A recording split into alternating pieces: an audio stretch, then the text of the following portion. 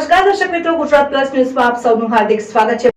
સંવેદનશીલ ગણાતા ભરૂચ જિલ્લામાં રાજ્યના ગૃહપ્રધાન હર્ષ સંઘવીએ અધિકારીઓ તેમજ પદાધિકારીઓ સાથે બેઠક યોજી પરિસ્થિતિનો તાગ મેળવ્યો હતો અને વિવિધ પ્રશ્ને ચર્ચા વિચારણા કરી હતી। ત્યારબાદ જિલ્લા જેલ ખાતે નવા બનેલા આવાસનું પણ લોકાર્પણ કર્યું હતું। જમ્મુ કાશ્મીરમાં આતંકી હુમલા બાદ દેશ અને રાજ્યમાં સંવેદનશીલ પરિસ્થિતિ વચ્ચે રાજ્યના ગૃહપ્રધાન હર્ષ સંઘવી ભારતની મુલાકાતે આવી પહોંચ્યા હતા અને હર્ષ સંઘવી ઓચિંતી મુલાકાતને લઈને અધિકારીઓમાં દોડધામ મચી જવા પામી હતી।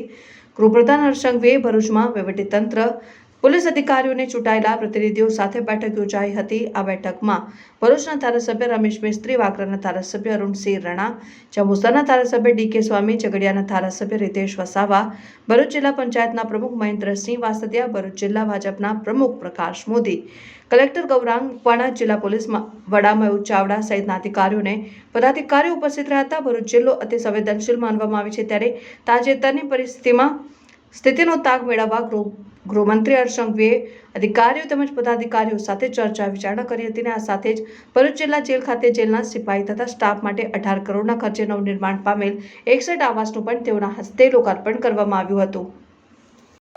જી સર, આજે ભરૂચ જિલ્લા વહીવટી તંત્ર, પોલીસ વિભાગના વિવિધ અધિકારીઓ,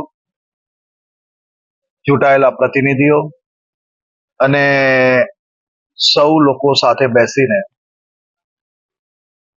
ભરૂચ જિલ્લાના વિવિધ વિષયો પર ડિટેલ્ડ ચર્ચાઓ અને ખાસ કરીને ચૂંટાયેલા પ્રતિનિધિઓની પોતપોતાના વિસ્તારમાં જે સજેશનો છે, જે ફરિયાદો છે અને ખાસ ભવિષ્યની અંદર કયા વિષયો પર ગંભીરતાપૂર્વક કામગીરી કરી શકાય તે બાબતની એક બેઠકનું આયોજન કરવામાં આવ્યું હતું।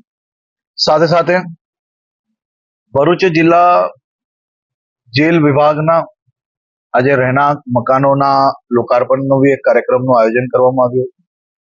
આ રહેણાંક મકાનો થકી જેલ વિભાગના અમારા સિપાહીઓને, એમના પરિવારજનો જોડે એમની બધી જ મનોકામનાઓ અહીંયા પૂરી કરી શકે, પોતપોતાના પરિવારના બધા જ સપનાઓ અહીંયા સાકાર થાય તેવી હું શુભકામનાઓ આપું છું। આભાર। પહેલગામમાં જે હુમલો થયો છે તે બાદ ગુજરાતની સુરક્ષા બાબતે એ બાબતે આજે સવારે વડોદરા બધી પ્રેસ જોડે વાત કરી। ગુજરાતમાં કેટલા આઈડેન્ટિફાઈ થયા છે?